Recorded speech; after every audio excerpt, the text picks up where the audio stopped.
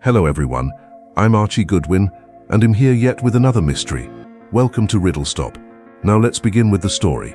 Murder in the High Country. A Nero Wolfe story. The trouble with Diana is that she always knows before I do. It was a Tuesday evening in October 1954, and I was at my desk in the office on the ground floor of the brownstone at 918 West 35th Street, working my way through a stack of invoices that Wolfe insisted I file alphabetically, and I insisted on filing by the date. I felt like dealing with them. Outside, Manhattan was doing what Manhattan does in October, sending cold air down the avenues like it had somewhere to be, and stepping on the feet of everyone who didn't get out of the way fast enough. The radiator in the corner was making its usual sounds, which I had long ago classified as either artistic expression or a slow-motion mechanical breakdown, and Wolfe was upstairs in the plant rooms with his orchids, where he spent every afternoon from 4 to 6, as though the world below had been cancelled. Diana was at the front window. She'd been there for 3 minutes, which was 2 minutes and 50 seconds longer than her usual assessment period for street traffic. Diana is the smallest of the 5 Dobermans, 58 pounds, red and rust, with a build that suggests she was assembled from spare parts left over from something much faster. She had her front feet on the sill and her nose an inch from the glass, and her ears were doing the thing where they go slightly forward and slightly apart, which in Diana's personal language means someone is coming who is carrying something they're afraid of. I put down the invoice from Rusterman's and watched her. She held the posture for another 30 seconds. Then she dropped from the window, turned around twice in a tight circle, which she only does when the emotional content of what she sensed is high, and sat facing the front door with the intensity of a dog who has made a decision. The doorbell rang 45 seconds later. I went to the hall, checked the peephole. A woman, alone, dark coat, no hat, soaking wet from the rain that had started an hour ago, and opened the door. She was perhaps 34, with the kind of face that had been outdoors in all weathers for long enough that it had stopped apologizing for it. Dark hair plastered flat by rain, sharp brown eyes that took in the hallway and me and the dogs in one practice sweep, jaw set at the angle of someone who has rehearsed what they're going to say and is now realizing that the real thing is different from the rehearsal. She was carrying a canvas satchel over one shoulder and smelled, even from the doorway, I could catch it, of pine resin and cold air and a bus that had been running since early morning. She'd come a long way. She was trying not to show it. "My name is Margaret Voss," she said. "I need to see Nero Wolfe." Diana was at my left knee. I looked down at her. She was looking at the woman with ears at full attention and no aggression at all in her posture, which, from Diana, was a character reference. "Come in," I said. "Wipe your feet. The dogs will want to smell you. Let them. It goes faster if you don't fuss." She came in without fussing. Caesar emerged from the office doorway, coal black, 78 pounds, rust gold markings that looked painted on by someone who took their time, and walked a slow circle around her with the deliberate authority of a customs official. Margaret Voss stood still and let him do it, which told me something. People who are innocent of intention tend to be fine with Caesar. People who aren't tend to address their discomfort by talking too much. She said nothing. Caesar finished his circuit, looked at me, and returned to the office. Mars appeared briefly from the kitchen corridor, brown and tan, broader in the chest than Caesar, with a scar on his left shoulder that he'd been carrying since a bad night 3 years ago, assessed the woman from 12 feet, decided she wasn't a threat, and disappeared again. Loyal came last. He's the one people don't expect.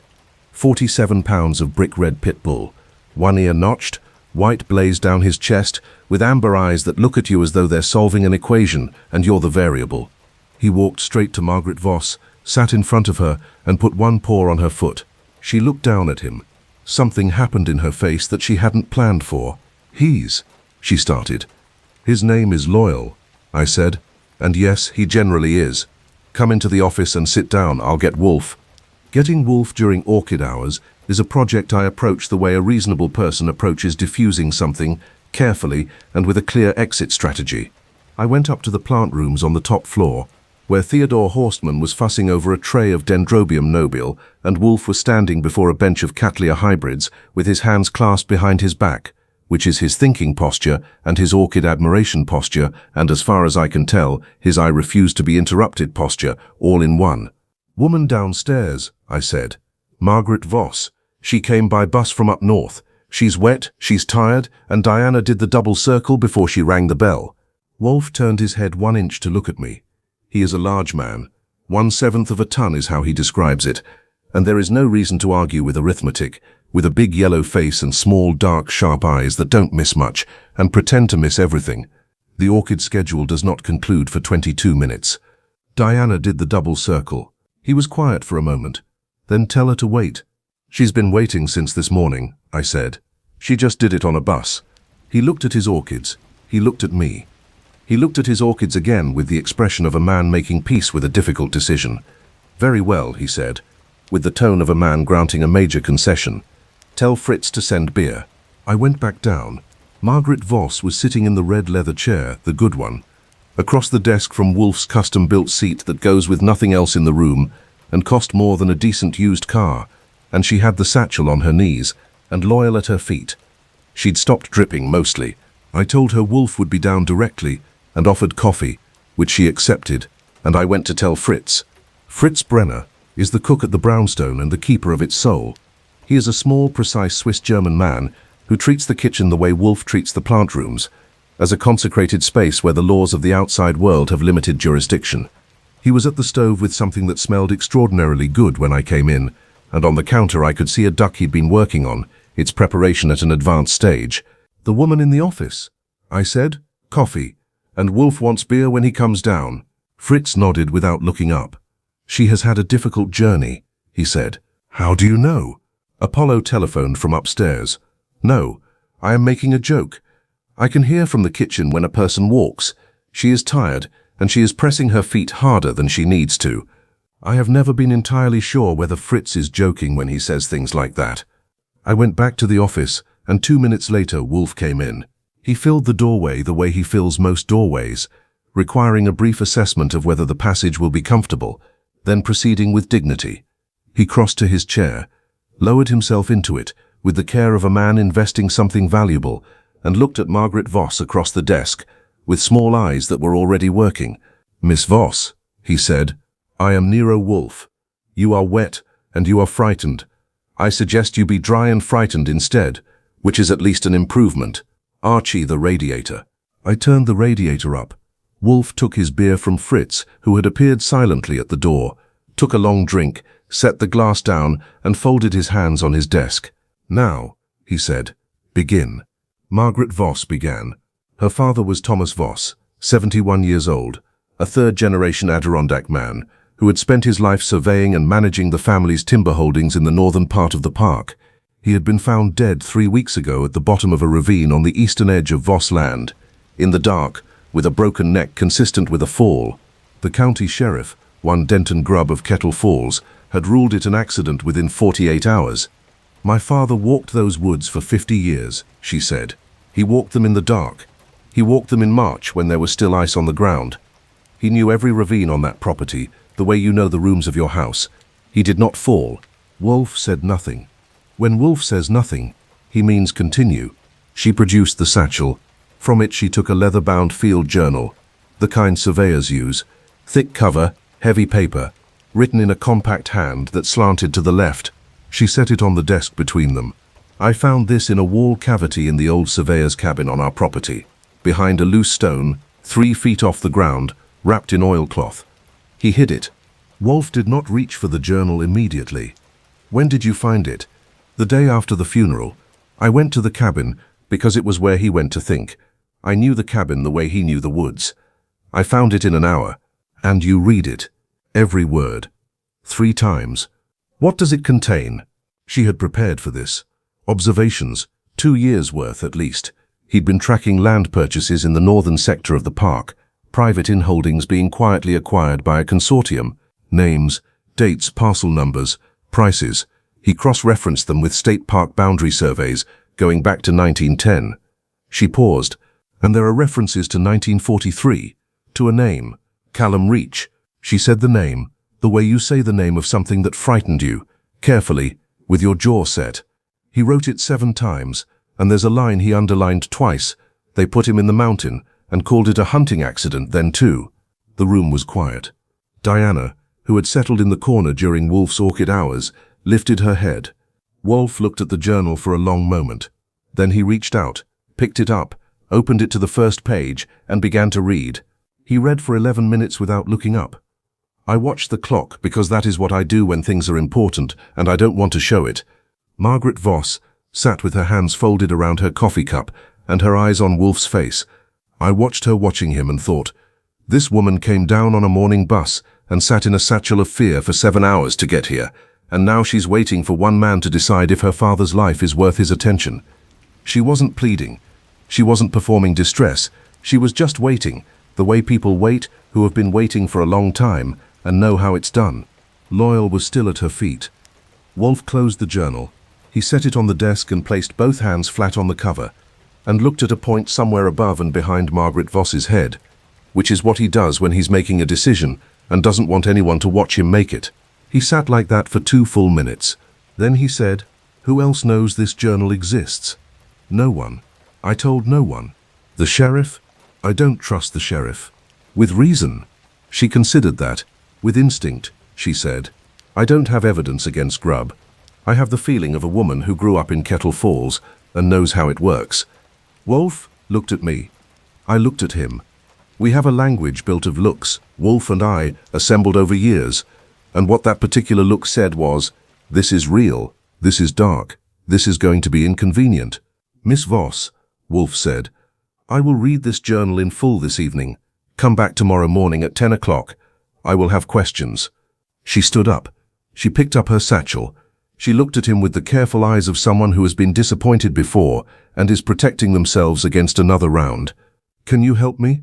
"I don't know yet," Wolfe said. "That is the honest answer. It may disappoint you. It is still the honest answer." She nodded.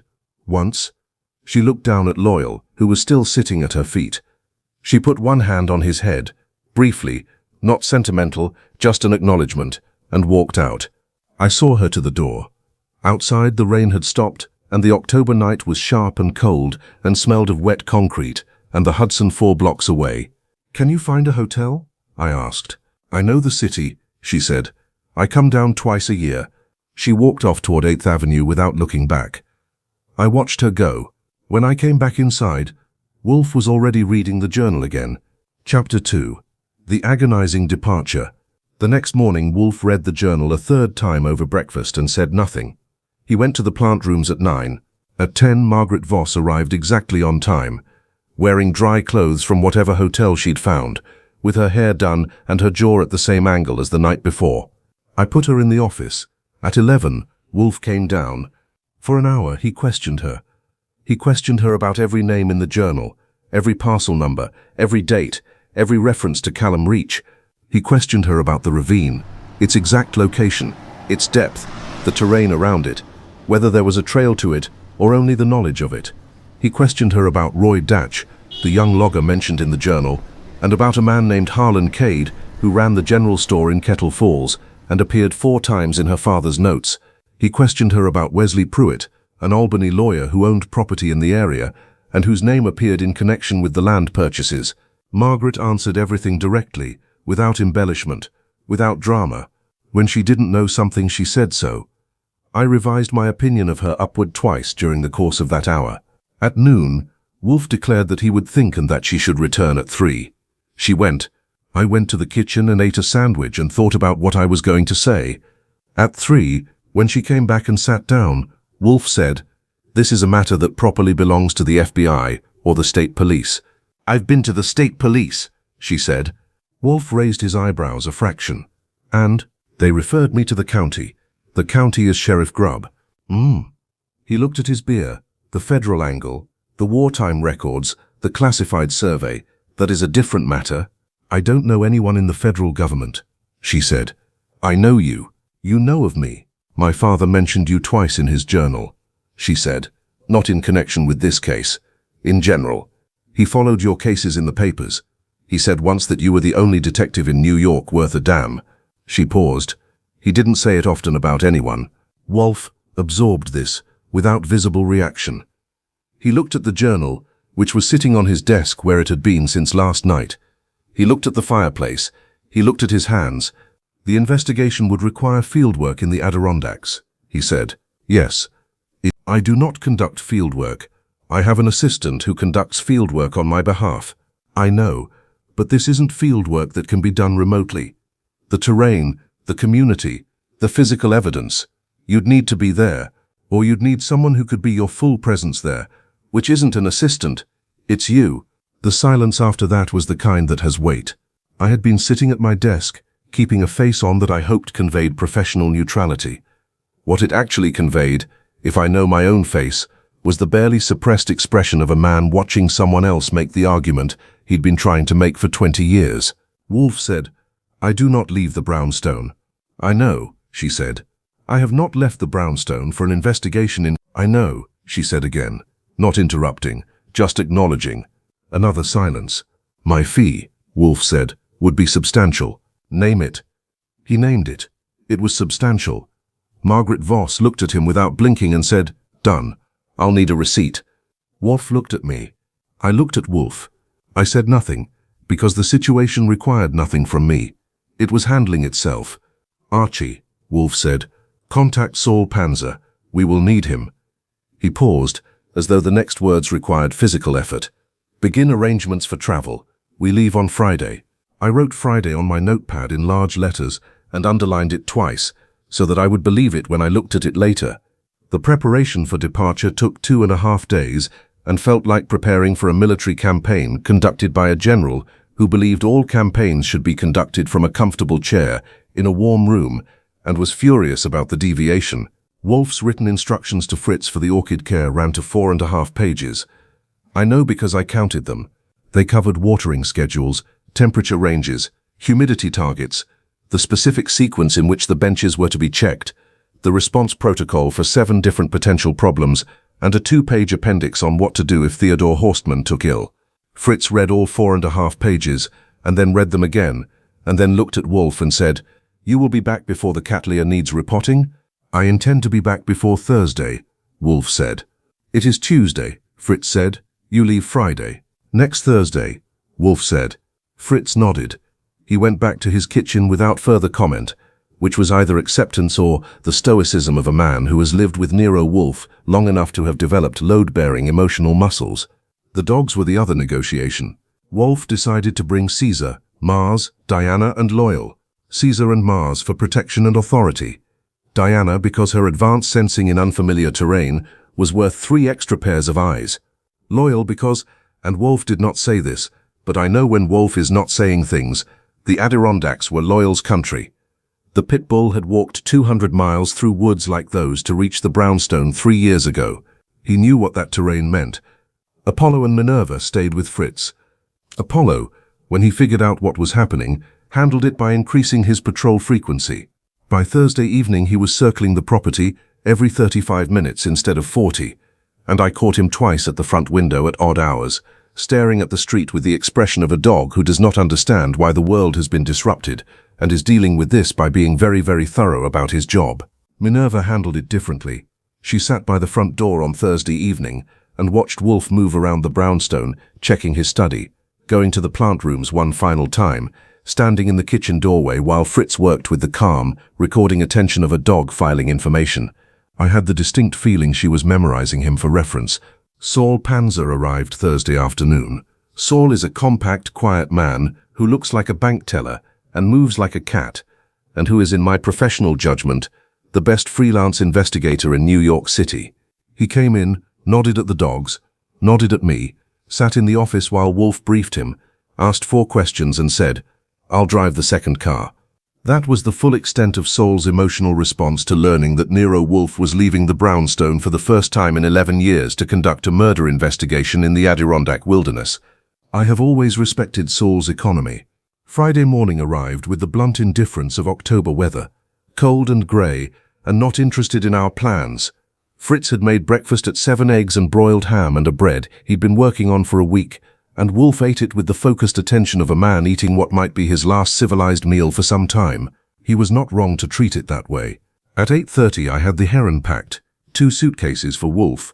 He travelled heavy in proportion to his size and his standards. 1 for me. Saul had his own bag in the second car, a rented Ford.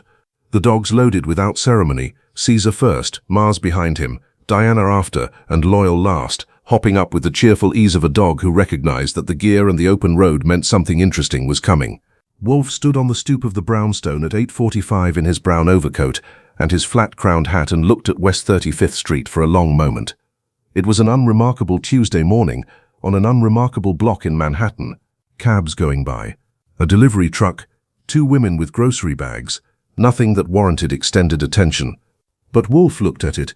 He looked at the brownstone's face, the windows, the iron rail, the front door that Fritz was holding open from inside, and his expression was the expression of a man confirming that a thing he loves is still there and will, God willing, be there when he gets back. Then he came down the steps, got in the car and said, "Drive, Archie," before I reconsider. I drove. In the rearview mirror I could see Fritz at the door, watching us go, with Apollo beside him, both of them standing very still. Caesar, in the back seat, turned his head and watched the brownstone until we turned the corner, and it was gone. I didn't say anything. Neither did Wolfe. The city went past us on both sides, and then the bridge, and then we were out of it, heading north, with the Hudson on our left going grey-green in the October morning light, and the mountains ahead somewhere in the distance, hiding themselves in cloud. Chapter 3. Kettle Falls. 5 hours and 40 minutes in a car with Nero Wolfe. When he doesn't want to be in the car is an experience I commend to no one. He spent the first 2 hours in silence so complete it had texture. He spent the next hour reading, which improved things marginally.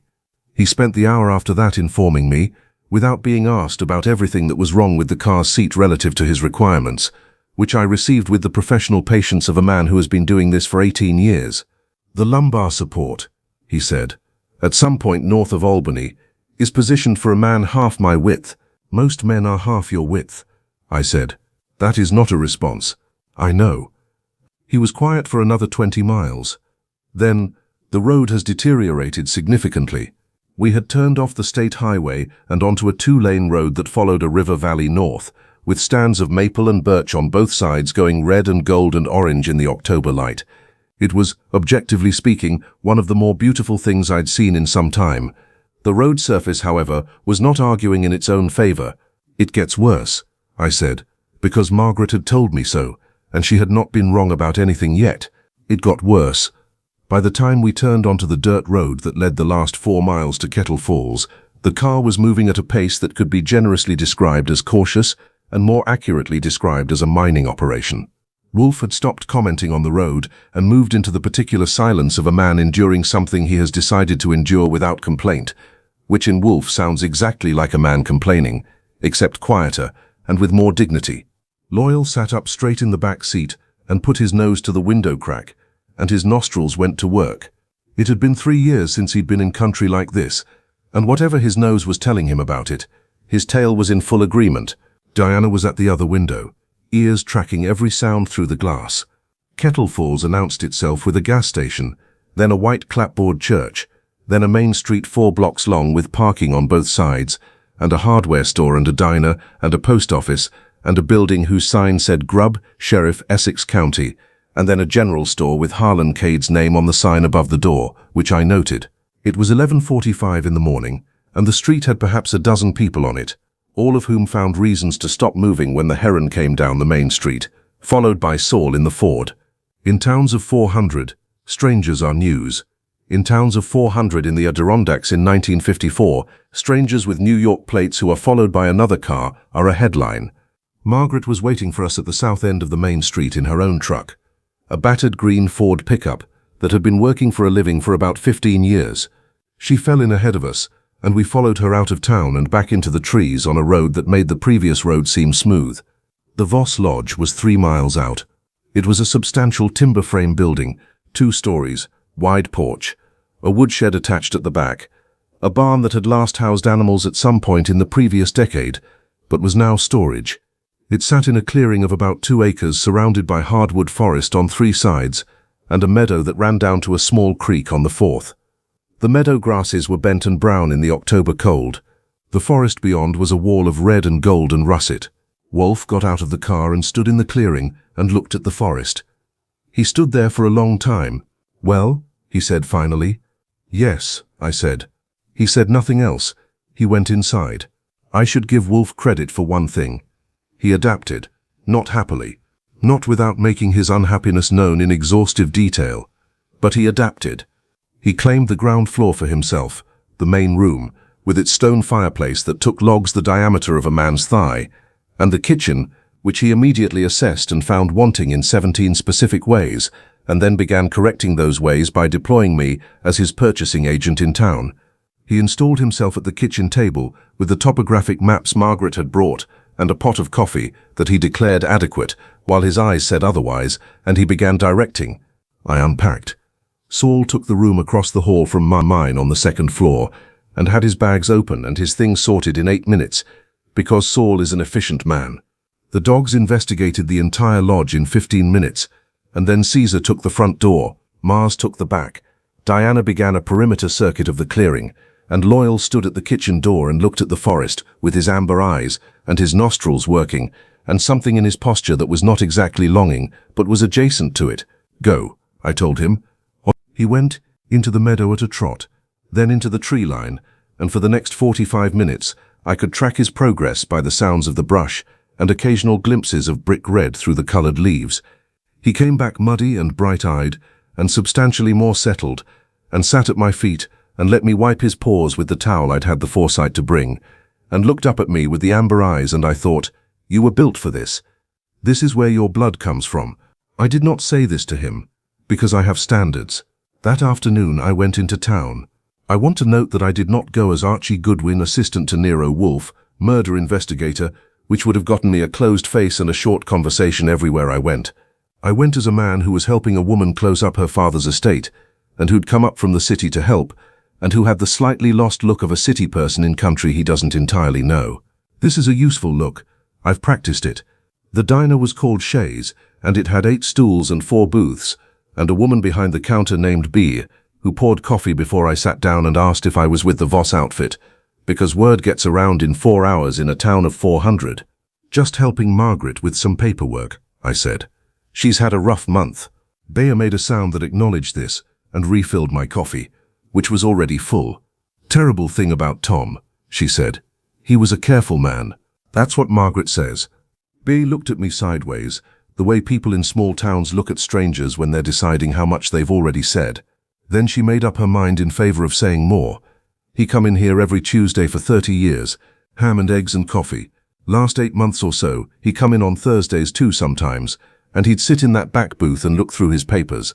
She nodded toward the last booth, which was visible from the street but private from the counter. Whatever he was working on, it had him busy. He say anything about it? Tom Voss didn't say much about anything. That was his way. She paused. He did say once, 2 months ago, maybe, he said, Bevel, there's a thing happening up here that people should know about, and they don't yet. I asked him what kind of thing. He said, the kind that gets buried. She topped off my coffee a 3rd time and moved down the counter, and I sat with that for a while. Harlan Cade was behind the counter at the general store when I came in. He was 61, broad-shouldered, tan even in October, with a silver crew cut and a smile that arrived before his hand did for shaking. He shook my hand with the warmth of a man who means it, or who has been practicing meaning it for so long that the distinction no longer matters. You're with the Voss outfit, he said. It was the same construction Bea had used. In a town this size, phrasing travels. Helping Margaret with some things, I said. I'm from the city. I can tell. He said it with a grin. No edge to it. New York? Born and raised. Long way from home. He started pulling things off shelves. I'd given him a list Wolfe had written, which included 8 items that took some finding, and one that Cade had to think about before he remembered where it was. While he worked, he talked, which is the natural order of things in general stores. He talked about the valley, the weather this October, the logging season, the way the park regulations had been tightening up in the last few years. He mentioned Thomas Voss, with genuine-sounding sadness. He mentioned the ravine as though it were a known hazard, a regrettable feature of the terrain. He mentioned nothing about land purchases. He mentioned nothing about wartime surveys. He mentioned nothing about 1940. I watched him the whole time, his hands, his eyes, the timing of his pauses, and he was smooth. He was very smooth, the kind of smooth that comes not from deceit as a habit, but from a single specific secret kept so long and so carefully that it had become part of his structure. He was a man who had one thing he never thought about out loud, and everything else he thought about freely, and the combination produced a warmth that was real, and a safety that was practiced. I paid for the groceries. He helped me carry the bags to the car. He said, "Come back any time," and he meant it. I drove back to the lodge and told Wolfe what I'd seen. Wolfe was at the kitchen table with the maps and the journal and 4 empty beer bottles and the expression of a man who has been working hard at something that rewards the effort. He listened to my account without interruption, which is how I know he's interested.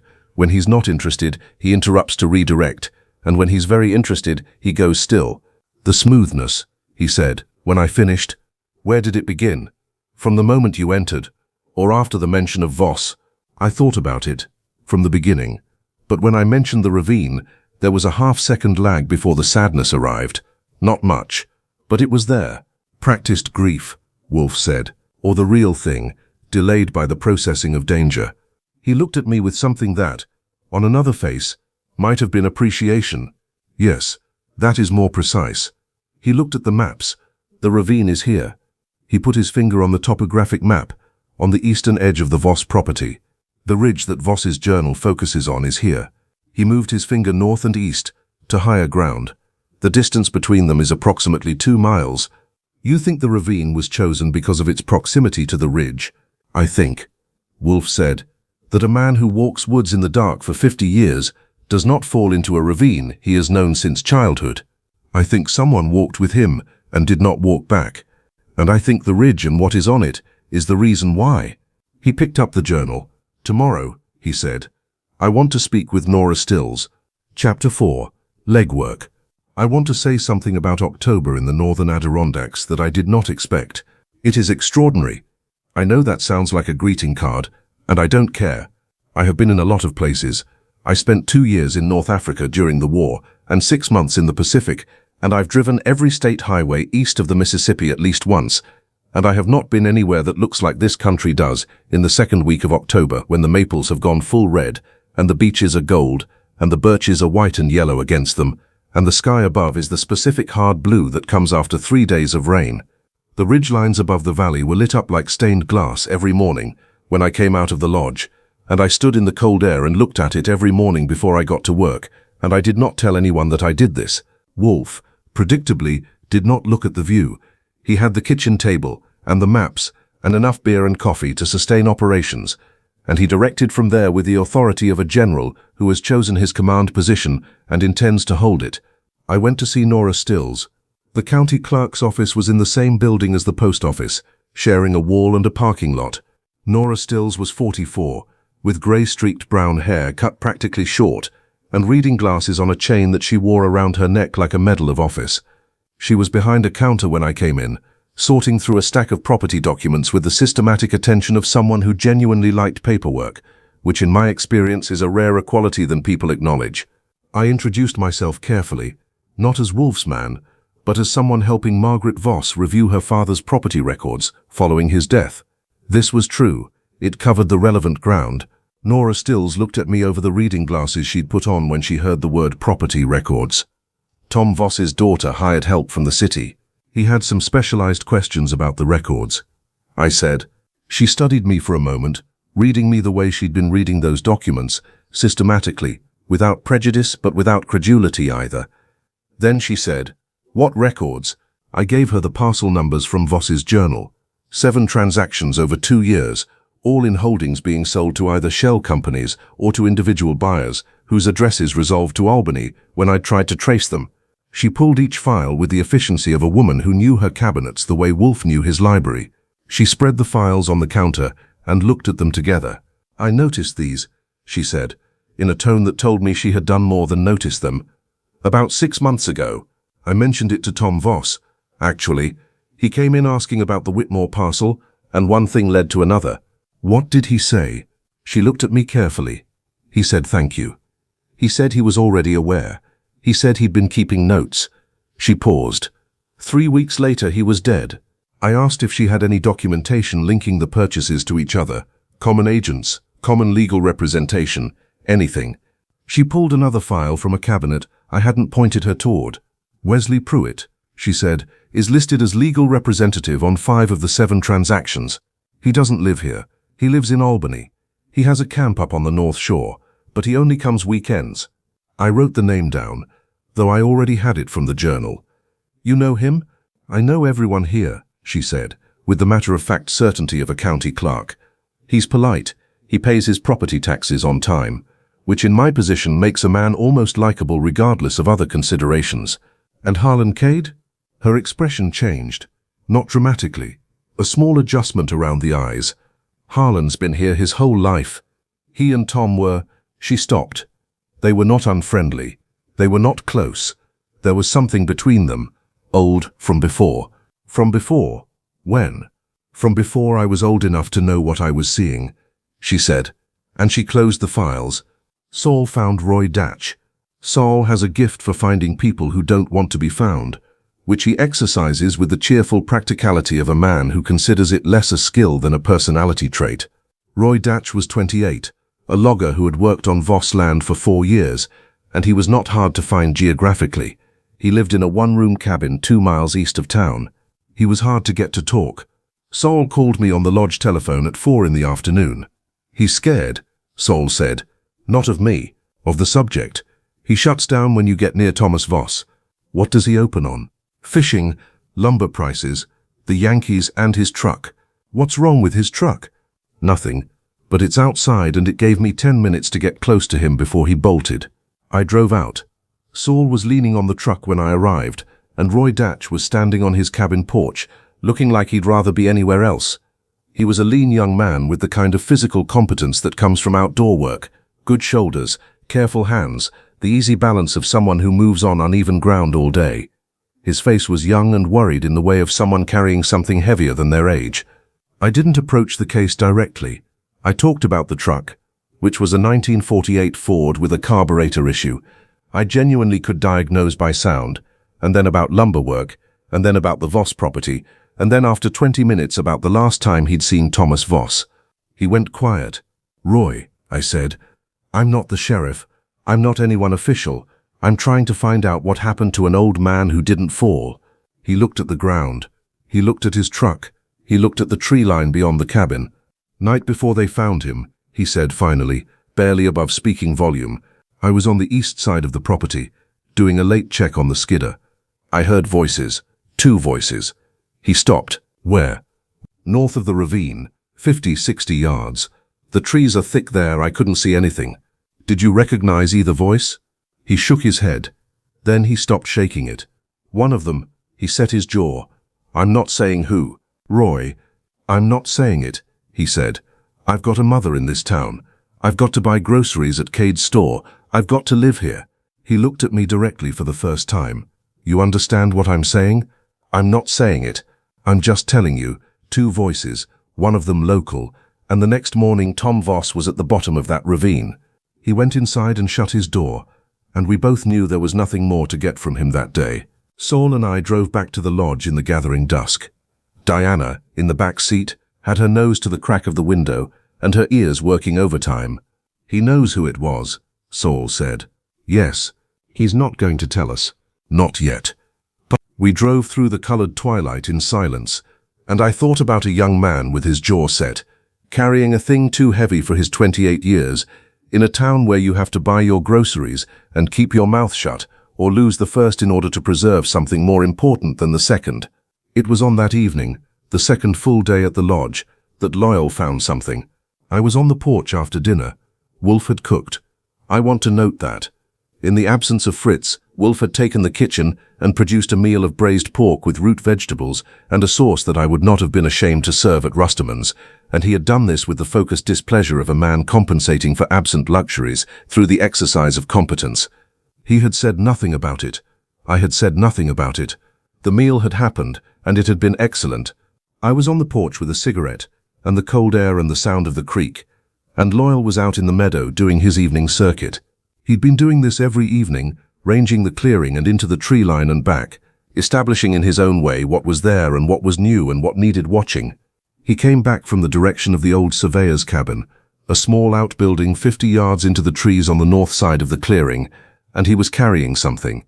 He brought it to me and set it at my feet, a leather glove. Man size, right hand, the kind used for outdoor work, heavy stitching, reinforced palm. Not old.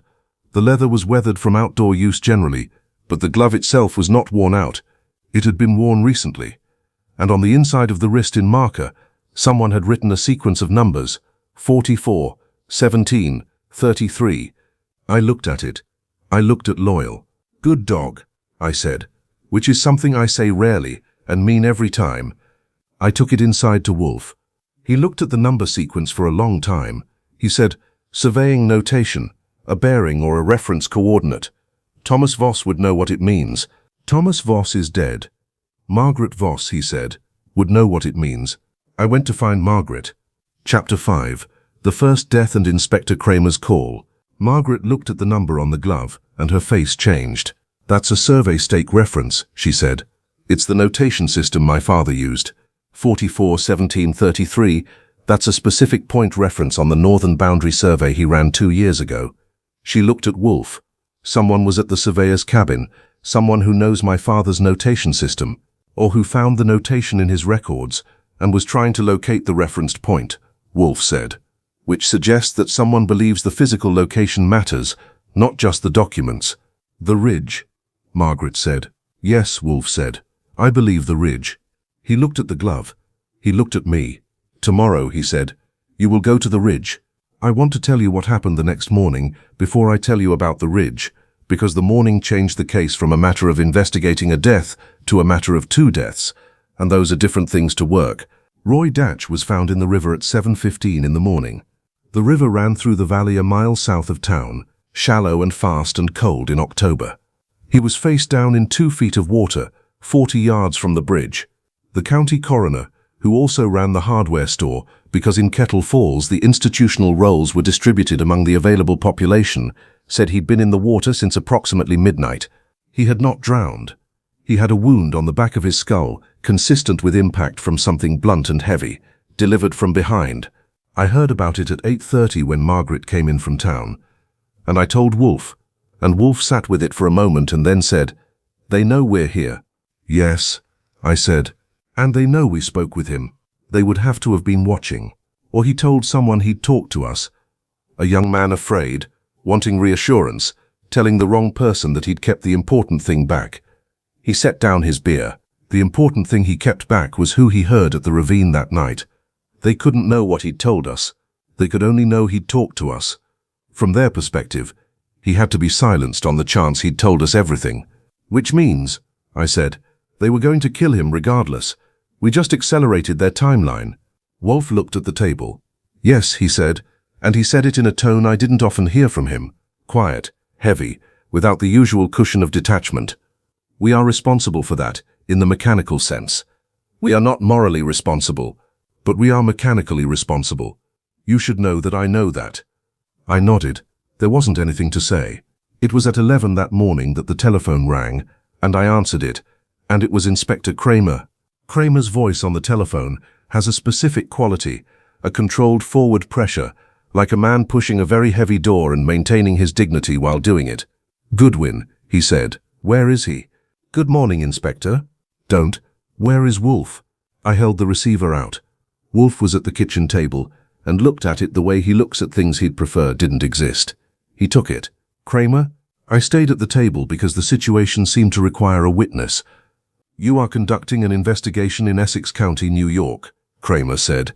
I could hear him from 3 feet away, "which is not your jurisdiction, not my jurisdiction, which now has 2 apparent homicides, and whose county sheriff is calling the NYPD asking what the hell Nero Wolfe is doing in his county." "I am a private citizen," Wolfe said. "I can be in Essex County if I choose." "You are never a private citizen. You know that." "I am always a private citizen. I simply exercise my citizenship with more effect than most." "There's a dead boy in a river," Kramer said. "I am aware of that. I am sorry for it. I am trying to prevent additional fatalities, which I believe I am better positioned to accomplish than Sheriff Grubb. The state police have been contacted by Miss Voss and declined to act. Would you like their names?" A pause. "You're not going to tell me anything, are you?" "I will tell you everything when there is everything to tell. That is my consistent practice, and you know it. You could at least tell me if the 2 deaths are connected." "They are," Wolfe said. "And connected to what?" to 11 years of careful patience and one man who looked too closely at a mountain. Another pause. You're going to solve it, and then call me. That is my consistent practice, Wolfe said, and you know it. Kramer said something that the telephone did not fully capture and hung up. Wolfe set the receiver down and looked at it. He'll notify the state police, he said. We have perhaps 3 days before they arrive in force and complicate matters. Then we'd better move, I said. You had better move, Wolfe said. I will think. These are complementary activities. Go to the ridge. Margaret took me to the ridge. I want to say that the walk was pleasant, and I want to say it was easy, and neither of those things is true. 2 miles through Adirondack forest in October is 2 miles of rocks and roots and inclines that look manageable from the bottom and feel different from the top, and fallen trees across the path and stream crossings on rocks that were just slippery enough to keep you honest. Margaret moved through all of it at a pace that never changed and never faltered because she had been walking this terrain since she could walk. I moved through it at a pace that I chose to call deliberate. Diana was with us. She ranged ahead and came back and ranged ahead again, quartering the path 50 yards out, her ears and nose doing the constant work of a dog on active duty. Twice she stopped and held a posture that meant something was here recently. Both times I stopped and looked at the ground and found boot prints in the soft soil, large, deep set, the pattern of a heavy man heading toward the ridge. Someone's been up here, I told Margaret. Within the last few days, she said, looking at the prints with her surveyor's eye. The rain on Tuesday would have softened the soil. These are after the rain. We went on. The ridge was a long granite outcropping that ran northeast to southwest, along the top of a hillside, maybe 200 yards end to end, with forest on both sides, and a view north that in October, with the leaves turning and the sky the hard October blue, was enough to stop a man dead. I stopped dead. Below and to the north, the valley spread out in a quilt of red and gold and deep green, where the conifers held their color. I could see the glint of a river. I could see the glint of a river. I could see very far north, the suggestion of higher peaks with cloud at their tops. This is what they want, I said. Margaret turned and looked at me. What do you mean? The view, the position. This ridge is the high ground. Whatever infrastructure the state is planning for this area, roads, a reservoir, anything, this is the commanding position. This is what the consortium wants to own. She looked at the view. My father stood here, she said. He stood here and looked north and wrote in his journal, they want to own the sky. I looked at the ridge face. At the base of the eastern end, where the granite met the forest floor, the ground had been disturbed. Not recently. The moss had come back, partially. But within the last decade, the soil had been turned and had settled and had been colonized by moss and fern, but it was denser than the surrounding forest floor, harder when I pressed it with my foot, the kind of density that comes from soil that has been compacted over something. Loyal put his nose to it. He sniffed in a wide circle, then a tight one, then sat down in the center of the tight circle and looked at me. He had found something. I looked at him. I looked at the ground. I looked at Margaret. We need Saul and some tools, I said, and we need to tell Wolfe. Chapter 6. What the Ground Keeps. Wolfe received my report that evening by telephone from the lodge, since I called from the Kettle Falls general store to avoid the drive. He listened without interruption, which I've already explained is his very interested mode. When I finished, he said, the ground is compacted over an area consistent with a burial. I said, yes. Loyal is reliable. Loyal walked 200 miles to bring a dead man's message to your door, I said. Yes, he's reliable. A brief silence. You did not disturb the site. I didn't. Saul has what we need. We'll go tomorrow. Good. A pause. What is Saul doing tonight? He drove to Albany this afternoon. County records, military records, anything on the 1943 survey. Another pause. He took the ferry. There is no ferry in. I'm making a joke, I said. He drove. Wolfe made a sound that I have catalogued over the years as the sound of a man who has decided that a joke doesn't merit the energy of a response. Come back tonight, he said. I want to show you something in the journal. I went back. What Wolfe had found in the journal was the thing that makes Wolfe. Wolfe and makes the rest of us, however capable, somewhat less than Wolfe. In the back of Thomas Voss's field journal, after all the property records and survey notations and the underlined entry about putting a man in the mountain, There were 3 pages that Margaret had described to us as personal notes, not relevant. She had meant personal emotionally, entries that were about her father's feelings rather than his facts. Wolfe had read them 5 times. "Read these," he said, and handed me the journal open to the relevant pages. They were written in the same compact, left-slanted hand, but softer, less the professional notation of a surveyor, and more the writing of an old man thinking on paper. He wrote about the land, about what it meant to hold land that your grandfather had held, about the particular quality of October light on the northern ridge, about a morning in 1942 when he had walked the whole property boundary in 6 hours because he'd needed to know it completely, the way you need to know a thing completely when you're about to lose it. He had almost lost the land in 19... There was a debt. The war had been hard on timber operations, with labor shortages and equipment failures, and there had been a moment when the land might have gone. A man had helped him.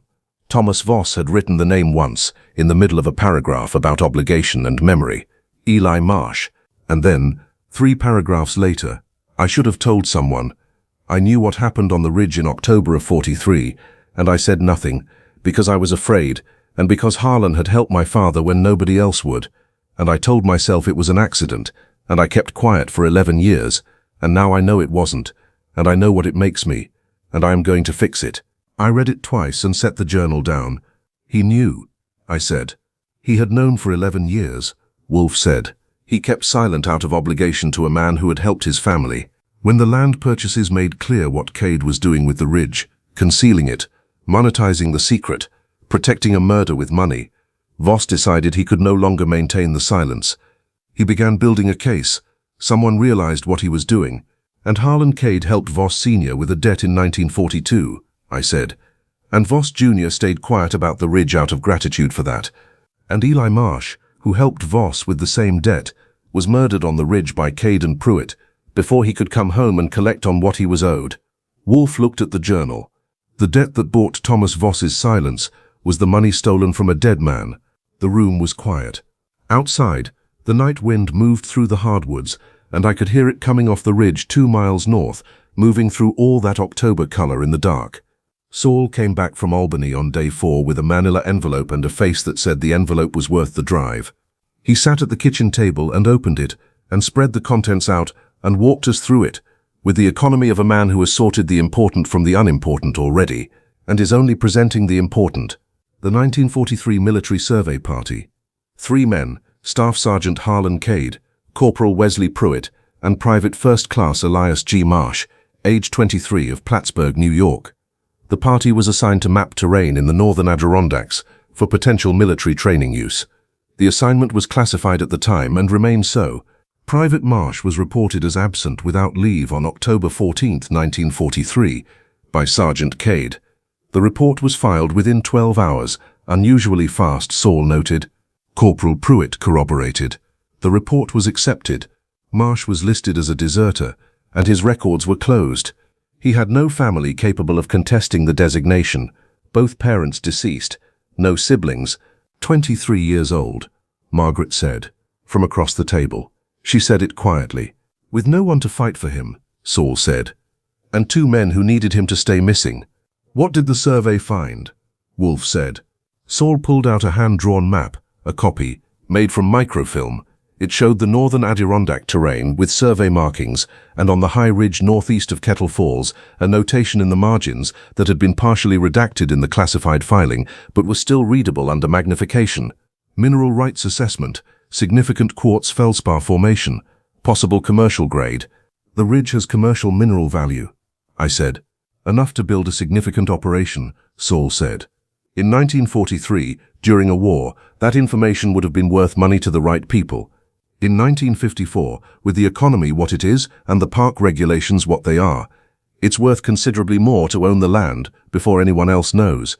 Cade and Pruitt killed Marsh, Wolfe said, to prevent the survey's findings from reaching their commanding officers, bought or falsified the redaction of the relevant section, and spent 11 years positioning themselves to acquire the land. And they needed Thomas Voss quiet, because Voss was on that ridge in 1943. I said, he saw something, or knew something. He saw Marsh, Wolfe said, or the aftermath. That's what the journal entry means. I knew what happened on the ridge in October of 43. He was there. He was a young man of 21, on his father's land, and he saw something he could not entirely understand and could not report without implicating himself as a witness who said nothing. Margaret's face was very controlled. My father was 21 years old, and he watched a man die and kept quiet for 11 years. Out of fear, Wolfe said, and then out of debt, and then out of shame, and then he decided to fix it. He paused. He is not a villain, Miss Voss. He is a man who made a young man's frightened choice and spent 30 years trying to weigh it. She was quiet for a long time. Then, can you prove it? All of it? I need one more thing, Wolfe said. Archie. The Ridge. Tomorrow. Chapter 7. The Ridge. The second morning on the ridge was different from the first. Saul came with me. Diana ran point. Loyal walked close at my left side, which was his preference when he was working, the notched ear, the amber eyes, scanning ahead, the body language of a dog who knew exactly what we were going to the woods to do and was prepared for it. Margaret stayed at the lodge. Wolfe had asked her to stay. I think he asked because he knew what we might find, and he thought she'd had enough for 1 week, and this was a kindness he would not have named as such. We went up in the cold morning, with frost on the north side of every rock, and the breath of the 3 of us, and the 2 dogs making small clouds that dissolved in the still air. The forest was quieter than the first day, fewer birds, the leaves coming down faster, the season turning in real time. We reached the base of the ridge at 9:15. Loyal went directly to the site. He had not been there in 2 days, but he went directly, without circling or rechecking, the way a dog goes to a thing he has not forgotten. He sat in the center of his tight circle and looked at me. Saul had brought a short-handled spade. We dug carefully, methodically, taking our time. The first 9 inches were normal forest soil, dark, root-threaded, damp from the recent rain. Then we hit a different stratum, deliberately disturbed. Someone had dug this ground 11 years ago and then covered it carefully, tamping it down, replacing the surface vegetation. At 14 inches we found bone. I won't dwell on what we found. It was consistent with a man, and with 11 years in the ground, and with a skull that showed clear damage at the left temporal region, not from a fall, from an impact, the kind that can be delivered with a rifle butt or a large rock. We covered everything back carefully. I made notes. I took measurements. I noted the survey stake, 44-17-33, that Loyal had been drawn to on both visits, driven into the ground 10 yards away from the burial site, and almost invisible under a decade of moss growth. Saul said, Private Elias G. Marsh. Yes, I said. We sat with that for a minute in the cold October air on the granite ridge, with the valley spread out below us and the sky hard blue above. Then Loyal pressed against my leg, and I put my hand on his head, and we went back down. That afternoon, I drove to Kettle Falls and sat in Shay's diner for an hour, and let Beat refill my coffee, and talked about nothing and everything, and left 30 cents on the counter and drove back. The grey Buick was on the main street. I'd been watching for it since Fritz had mentioned it in his first telegram. A grey Buick has been parked on West 35th, same position, 2 consecutive afternoons. Apollo will not leave the front window. I'd logged the information and carried it with me as a variable I couldn't yet place. The grey Buick in Kettle Falls had New York plates. It was parked outside the general store. No one was in it. I sat in the Heron for 10 minutes. No one came out who matched the profile. I drove back and told Wolfe. He was quiet for a long moment. Then Fritz described the Buick as dark grey, 4-door, with a dent in the rear left quarter panel. This one has a dent in the rear left quarter panel, I said. Then we have a connection that is not a coincidence, Wolfe said, between whatever is threatening the brownstone in Manhattan and whatever is threatening us here, which means the case has a longer reach than we knew. He looked at the map. Someone is running point on both ends. Pruitt, I said. He's the Albany lawyer. He has New York connections. He's been managing the legal architecture of this entire operation for 11 years. Almost certainly, Wolfe said. Which means the driver of that Buick is Pruitt's man, and Pruitt knows we have been on the ridge. I thought about the boot prints in the trail soil, heading toward the ridge. Heavy, deep set. Someone had been up there recently. He knows we found the grave, I said. Then we have less time than I thought, Wolfe said. He was quiet for a moment. Call Fritz. Tell him to not open the door for anyone. Tell him about the Buick. Tell him that Apollo's frequency is appropriate and he should trust it. I called Fritz. Fritz, upon hearing my report, said, "I have already told Apollo. He is in agreement." I was going to ask how Fritz told the dog, but I decided that was a conversation for another time. Wolfe sent his telegram to Washington that evening. He had mentioned briefly and once a name, Hargreaves, attached to a department that he did not name, and I had learned not to ask about. He had said when I first came to work for him that Hargreaves was a man he had done business with during the war, and that the business had been conducted without dishonesty on either side, which was sufficient grounds for minimal but functional trust. He wrote the telegram himself, in his close controlled hand, and sent me to the post office in Kettle Falls to send it, with the instruction that if the Buick was on the main street, I was to note its position and license plate, but not approach it. The Buick was gone. I sent the telegram and drove back, and we all went to bed in the cold lodge, with the wind off the ridge, and the creek sounds coming up through the meadow, and Caesar at the front door, and Mars at the back, and Diana making her rounds, and Loyal at the foot of my bed, pressed against my feet, breathing slow and steady in the dark. I lay awake for a while, thinking about a 23-year-old boy on a mountain in October 1943, and the two men who walked with him and came back without him, and about how the ground had kept him all these years, while the men who put him there built their lives and smiled at their neighbors and shook hands at the VFW hall. Eventually the cold and the quiet and the rhythm of Loyal's breathing did their work, and I slept. Chapter 8. Wolfe works the wires. The telegram from Washington arrived on day 6. I drove to the post office at 9 in the morning, as I'd been doing each morning to collect any messages, and this time there was an envelope waiting, sealed, addressed to Wolfe, in care of a postal box number he apparently maintained for exactly this kind of eventuality. I did not ask about the postal box number. I brought the envelope back to the lodge. Wolfe opened it with a penknife, read the single page inside, read it again, and set it on the table face down. "Well," I said, "Private First Class Elias Garrison Marsh of Plattsburgh, New York, was declared a deserter on the basis of a report filed by Staff Sergeant Harlan Cade on October 14th. Wolfe said, "The report was accepted without independent investigation. The survey party's findings were classified at Cade's request, routed through a sympathetic officer whose name appears in the Washington records and who died in 19... The classification was maintained on the grounds of ongoing military utility. It has never been reviewed. Until Hargreaves reviewed it. As of yesterday afternoon, upon my request and in light of evidence I outlined in the telegram." He picked up the sheet again. "The original survey notes are intact in the War Department archive.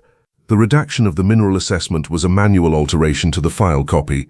The archive copy was not altered. The mineral assessment is confirmed.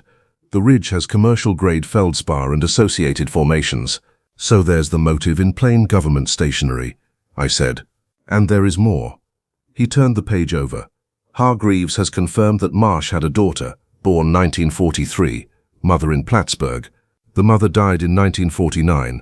The daughter, Eleanor Marsh, now age 11, is in the custody of her maternal grandmother. She has never been told her father deserted." He paused. "She has been told her father was a hero who died in service." The room was quiet. "She's 11 years old, and her father is on a ridge 2 miles north of here," I said. "Yes," Wolfe said. "That is why we are going to conclude this matter correctly and completely." He stood up from the kitchen table, the full effort of a large man rising from a chair that did not fit him properly, in a kitchen that was not his kitchen, in a house that was not his house, on the 6th day of an investigation that had cost him his routines and his comfort and his orchid schedule, and the 6 inches of familiar space around his chair that he needed the way other men needed air. He stood up, and he was fully himself. All of it, the size, the authority, the small sharp eyes, the intelligence that ran through him the way water runs through good stone, always finding the level. "Bring them all here tomorrow," he said. "Cade, Pruitt, Nora Stills, Sheriff Grubb, and Margaret Voss, separately summoned, individual pretexts, by 2 o'clock in the afternoon. And if they don't come, they will come," he said. "Tell Cade it concerns the estate paperwork, and there may be a title issue on the Voss land that requires his testimony. Tell Pruitt there is a legal irregularity in one of the recent land purchases that requires his personal review. Tell Grubb that you have evidence relevant to the Datch death that you will share with him directly rather than the state police, who are, as he knows, arriving in force the day after tomorrow. Tell Nora Stills that we have the information she has been building toward, and she is owed the ending. I wrote all of this down. And Margaret, tell her, Wolfe said, that it is over. I called on each of them that afternoon. Cade received me in the general store, warmly, as always. He heard the words title issue and Voss estate, and his eyes made the half-second calculation that eyes make when a man is deciding how much he can afford to be curious, and then his face produced warm concern, and he said he'd certainly be there. Pruitt was at his lakeside camp, which surprised me. He was not a Tuesday visitor. He came to the door in a wool sweater and slacks, and looked at me with the precise, controlled face of a man who has managed his expressions for a very long time. He heard my pretext, and he knew it was a pretext, and he knew I knew it, and we both knew he was coming anyway because the alternatives were worse. He said he'd be there. Grubb was the interesting one. He sat behind his desk in the sheriff's office with the weight of the last week visible in his face. 2 deaths in his county. A private investigator from New York he couldn't get rid of, the state police coming, the familiar country he'd policed for 20 years, turning strange under his feet, and he listened to my offer, and he looked at me for a long moment with the eyes of a man who has been carrying something he didn't put there and wants to put it down. This going to tell me what really happened to Tom Voss? He said. Yes, I said. And the Dutch boy? Yes. He nodded, once, slow. 2 o'clock, he said. Nora Stills, when I told her we had the ending, looked out her window at the October street for a long moment. Then she said, I've been filing the pieces for 6 months. I deserve to see the picture. 2 o'clock, I told her. I drove back to the lodge in the late afternoon light, with the ridge visible to the north through the bare upper branches of the trees, and I thought about how a thing that has been in the ground for 11 years can still reach into the present with all the force of the moment it went under. Chapter 9. The Reckoning at the Lodge. They arrived in the order I expected. Nora Stills first, at 1:40, with a notepad and her reading glasses on their chain, and the expression of a woman who intends to be precise.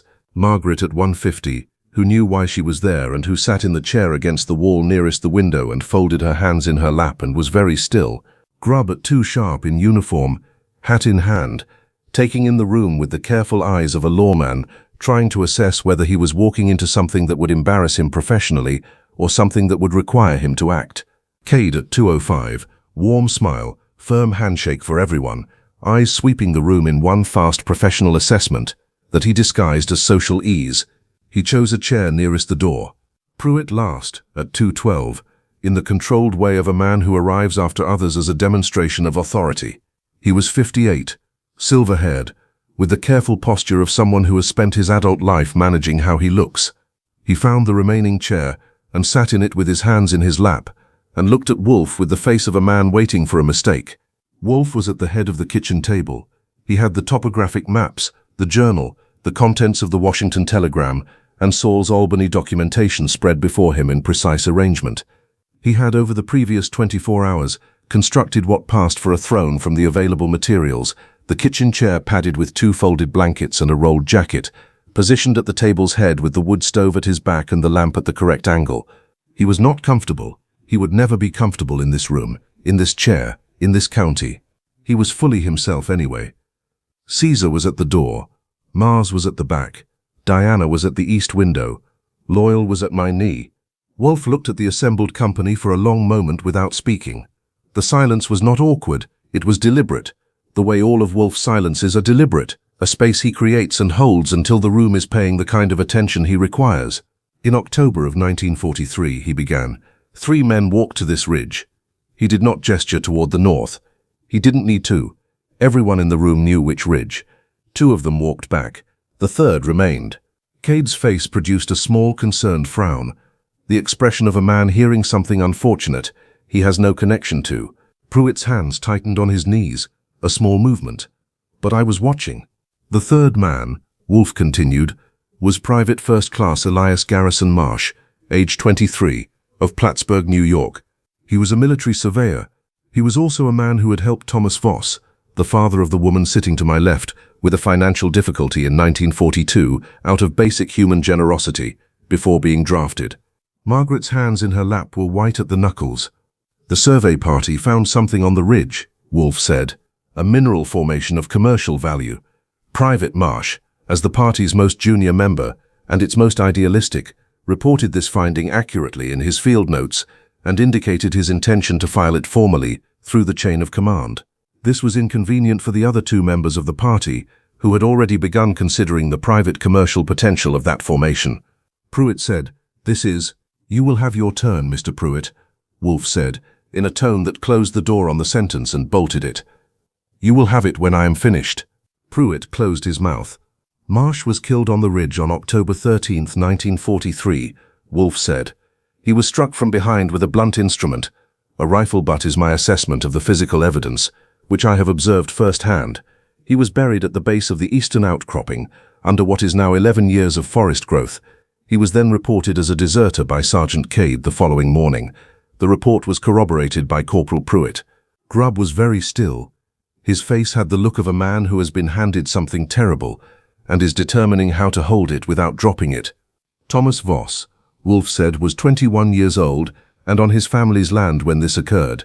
He saw what he could not entirely interpret, but understood sufficiently to be frightened. He said nothing. He said nothing for 11 years, partly out of fear, partly out of a debt he believed he owed to Harlan Cade, who had stepped in when Marsh's generosity had not been quite enough to save the Voss land from foreclosure. Cade purchased that silence with Eli Marsh's money, with a generosity made possible by the theft of a dead man's future. Cade said, "That's a hell of an accusation." "It is," Wolfe agreed. "I will now demonstrate that it is also accurate." He opened the first document, Saul's Albany file. He walked through the land purchases, 7 parcels, all surrounding the ridge, all legally represented by Wesley Pruitt. The timing beginning in 1948, 5 years after the murder, when it became clear that no investigation into Marsh's disappearance was forthcoming, and the structure of the purchases, using shell entities that dissolved after the transactions, leaving the actual beneficial ownership obscured. He opened the Washington Confirmation. He read the relevant sections, the archive copy of the survey with the unredacted mineral assessment, the War Department record of Marsh's desertion report filed by Cade within 12 hours, the notation in the confirming officer's handwriting that the report was unusual in its speed but was accepted on the word of the NCO. He produced Thomas Voss's journal. He read the underlined entry. He read the passage about debt and obligation and 11 years of silence and the decision to fix it. He produced the survey stake with the notation 44-17-33. "This was driven into the ground 10 yards from Marsh's burial site," Wolfe said. "It is in Thomas Voss's notation system. He found the grave. He marked it, quietly, before he was killed. He intended it to be found." "You dug on private land," Pruitt said. His voice was very controlled. "Miss Voss's land," Wolfe said, "on which she gave me full permission. You have no authority." "I have no legal authority," Wolfe said. "I have the authority of a man who is correct, which is the more durable of the two." He looked at Pruitt directly. "The remains of Elias Garrison Marsh are on this ridge, Mr. Pruitt. The War Department is aware. The state police will be here tomorrow. Sheriff Grubb," he turned to the sheriff, "you have a decision to make today about whether you are part of the solution to what happened in your county or part of the reason it was possible." Grubb looked at his hat in his hands. He looked at it for a long time. Then Pruitt moved. He moved fast for a man of 58. His right hand went inside his jacket with the automatic speed of a man who has been carrying a gun for a long time and has thought about using it. He got his hand inside the jacket. Mars crossed the room in 2 strides, and 45 pounds of Doberman hit Pruitt's arm from the side, with the precision of a dog who has been trained to stop that exact movement. Pruitt made a sharp sound, and his arm came out of the jacket empty, and Mars had him pinned against the chair back, not biting, not mauling, just holding him in place with the weight of his chest against Pruitt's forearm and his eyes an inch from Pruitt's face. Pruitt did not move. The room did not move.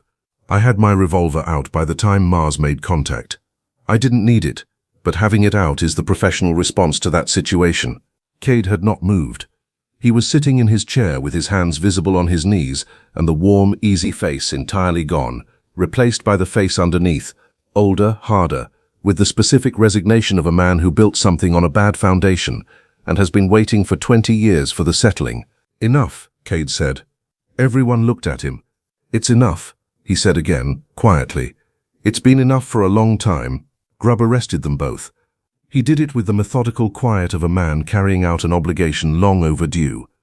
He had handcuffs from his belt. He cuffed Pruitt first. Mars moved when Grubb moved, with the instinctive cooperation of a dog who recognizes legitimate authority, and then Cade, who stood up from his chair and offered his wrists without being asked. Cade looked at Margaret before Grubb walked him out. "Your father was a good man," he said. "Whatever else, he was a good man who made a young man's mistake and couldn't live with it forever. Neither could I." He paused. "I should have stopped it at the time. I told myself I was too late. I wasn't. I was too afraid." Margaret looked at him. She said nothing. He went out. The room was quiet. Nora Stills was writing in her notepad, carefully, recording everything with the attention of the county's unofficial historian. Grubb was outside with his prisoners, and I could hear him on his radio calling the state police. Wolfe sat at the head of the table and did not look triumphant, because Wolfe never looks triumphant. He looked like a man who has done the thing he came to do, and is now taking stock of what it cost. Margaret came to the table and stood across from him. "What happens to the ridge?" she said. "The land purchases will be unwound," Wolfe said. "The legal structures that supported them were constructed in furtherance of a crime. The mineral rights question will be a matter for courts, but your family's land is your family's land.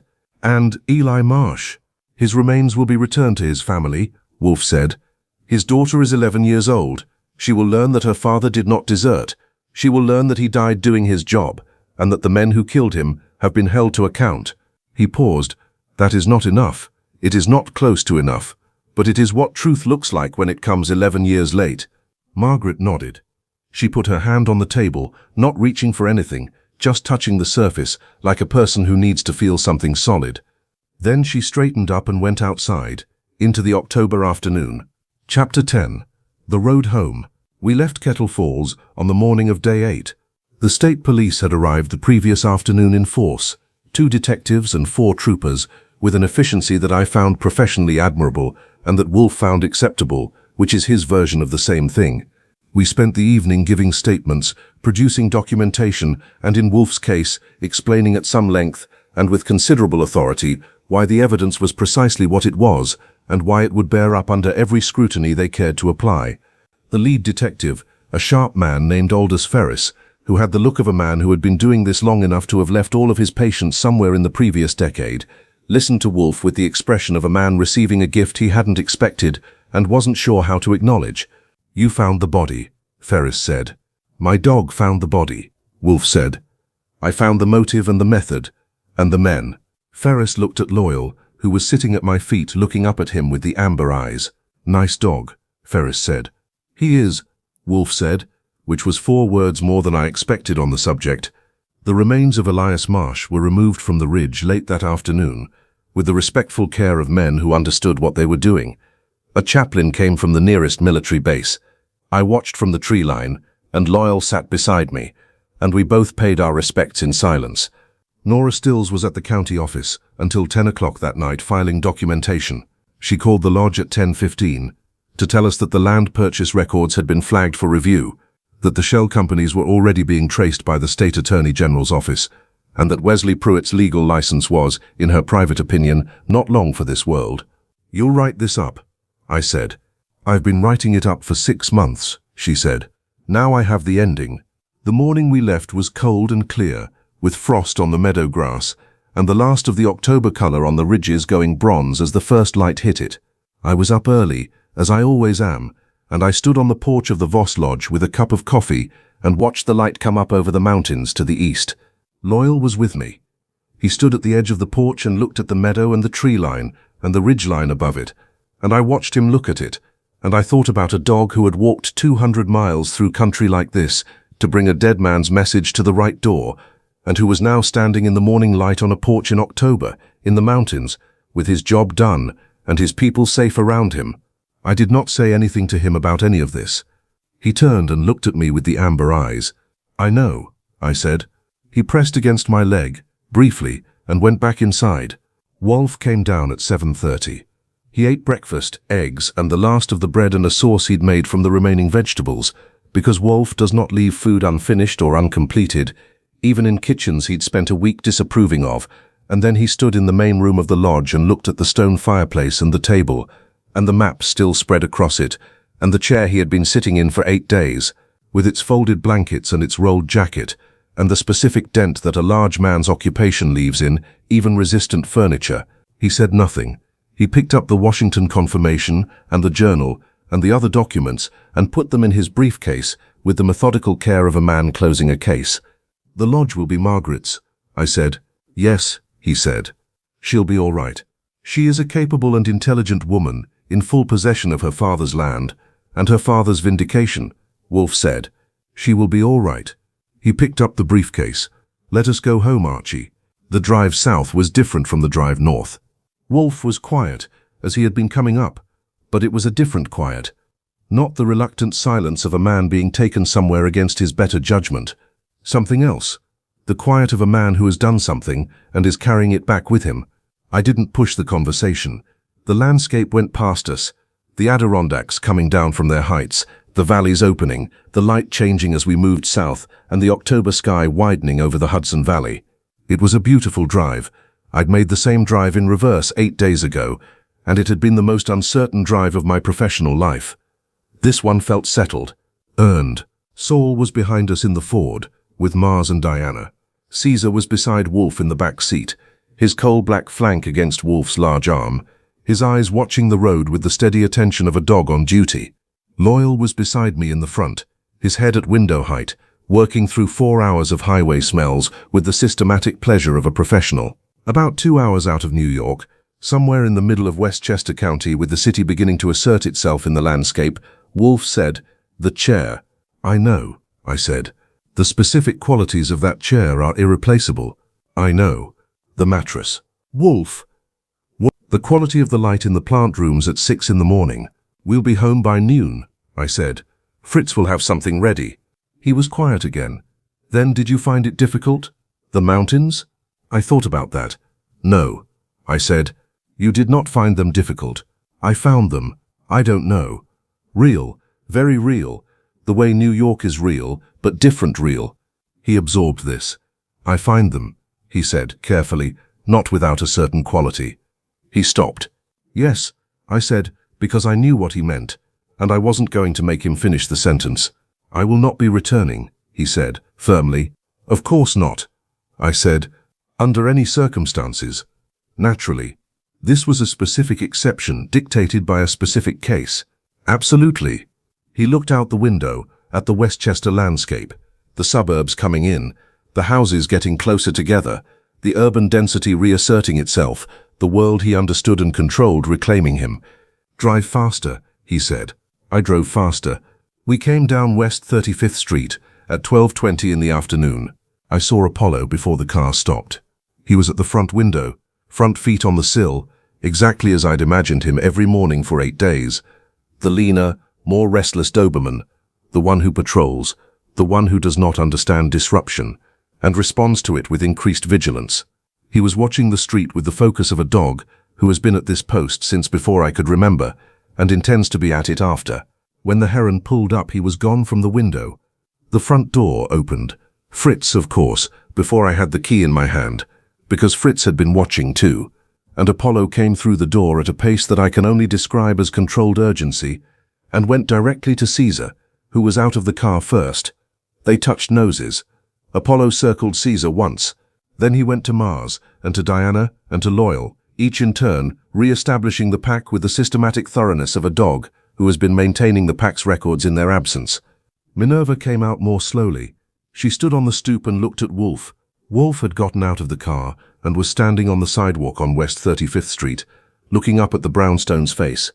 The windows, the iron rail, the front door, the brick-going brownstone warm in the October noon light. The same face he had stood looking at 8 mornings ago, checking that it was still there. It was still there. Minerva came down the steps and sat in front of him. She looked up at him with her observant, unhurried eyes, the strategist, the one who hangs back and assesses, and she had assessed, and her assessment was that the pack was home. Wolfe put one large hand briefly on her head. Then he went up the steps and into the brownstone. Fritz was at his elbow the moment he crossed the threshold, taking his coat and saying, in rapid German, which is their private mode, when the subject is domestic, "Everything is in order. The Cattleya are fine. The dendrobium required adjustment on Thursday, but Theodore managed it. There is duck in preparation for this evening, but you will eat lunch first." Wolfe said, also in German. "Good. The chair first, lunch after." He went to the office. I heard the specific sound of him lowering himself into his chair, the sound of 250+ pounds finding the one surface in the world built exactly for them, and the corresponding sound of a large man exhaling something he has been holding for 8 days. I leaned against the office doorway and looked in. He was in his chair. The chair was under him. The office was around him. The bookshelves, the fireplace, the globe, the desk, the good lamps, the beer coaster, in its designated position, the yellow of the walls and the familiar weight of the room. He had his eyes closed. "Well?" I said. "Go away, Archie," he said, without opening his eyes. "The invoices are still on my desk. They will keep." I went to my desk anyway and sat down. The invoices were there, the pile I'd left them in 8 days ago, topped by the one from Rusterman's. I picked it up and looked at it and put it down. Loyal came in and went to his spot in the corner near the radiator, circled once, lay down and put his head on the floor with the deep exhale of a dog who is home. Caesar was in the hall. Mars was somewhere toward the back. Diana had already, I could tell from the sound of her feet on the stairs, done one full circuit of the upper floors. Apollo was at the front window again, doing his job, always doing his job. At dinner that night, a roast with root vegetables that Fritz had built to Wolfe's specifications, and served with a wine that I could not have named, but that had clearly been selected with the care of a man welcoming a sovereign back to his kingdom. Wolfe ate in the focused silence that means he is tasting, really tasting, not just eating. He ate 2 full plates and half of a third, and drank 2 glasses of the wine, and sat back in his chair with the expression of a man reconciling himself with the world. "The Marsh girl," he said, eventually. "Eleanor." Ferris said, "They'll notify the family this week," I said, "through the War Department formally. She should know the full story, not a summary." I wrote it up for Ferris. I said, "Complete, all of it." Wolfe nodded. He ate a bite.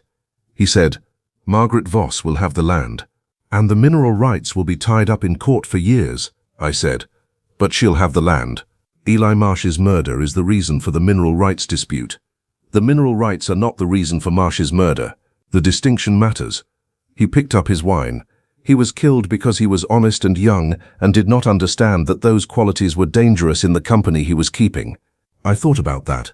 A young man from Plattsburgh, 23 years old, doing his job accurately and well on a mountain in October, who hadn't known that doing your job accurately and well could get you put in the ground by the men who were supposed to be on your side. "He sent Loyal to us," I said. Wolfe looked at me. "Not literally," I said, "but Loyal's owner wrote the message and sent the dog, and Loyal walked 200 miles and brought the message, and 3 years later Loyal goes back to a ridge in the Adirondacks and sits down on a grave that's been waiting 11 years to be found." I paused. "I'm not saying it was supernatural. I'm saying there's a line connecting those things, and the line holds." Wolfe was quiet for a moment. He looked at Loyal, who was at my feet under the table, his amber eyes barely open, close to sleep. "The line holds," Wolfe said. He picked up his fork. Later, after dinner, I sat at my desk in the office, doing the invoices the way I should have done them 8 days ago. Alphabetically. Because Wolfe was right. He is usually right. It is one of the permanent irritations of working for him. The office was warm. The radiator was doing its thing. The dogs were distributed through the brownstone in their habitual positions. Caesar in the hall, Mars by the back door, Apollo still at the front window because Apollo is constitutionally incapable of standing down. Minerva on the landing, Diana making her periodic rounds, Loyal at the corner of my desk. Wolfe was in his chair with a book. Fritz was in the kitchen with his duck and whatever he was doing to it. That would make it irrelevant that it was never served. The brownstone was fully itself. I finished the invoices and looked at the stack and thought about what I would write if I were writing this case up properly. Not just for the files, but for the record. The way a thing deserves to be written when it matters. I thought about a mountain in October and a girl in Plattsburgh who would learn this week that her father had not run away, and about a woman with her father's surveying eyes who would stand on a ridge someday and know that the view was hers. I thought about an old man who walked 50 years of dark woods without falling and finally told the truth and paid for it and won anyway, the way truth wins, slowly, expensively, after everyone who needed to pay has paid. I thought about Wolfe getting out of the car on the sidewalk this morning and looking up at the brownstone's face, checking that it was still there. It was still there. I was still here. Loyal put his head on my knee. I put my hand on his head and sat in the warm office while Manhattan moved past the bulletproof windows on all sides, indifferent and electric, and perpetually in motion, and thought about a ridge 200 miles north that I was going to think about for a long time, without admitting that I was thinking about it. "Archie," Wolfe said, from across the room, without looking up from his book. "Yes?" "The October invoices. Done. The November not started." He turned a page. "Tomorrow," he said. "Tomorrow," I said. Outside, the city went on. Inside, the brownstone held its ground, which is what it has always done and what it will always do, as long as there is a large man in a custom chair, and a yellow office and an orchid schedule that does not vary, and a dog named Loyal, with his head on a man's knee, and the particular warmth of a house that knows what it is.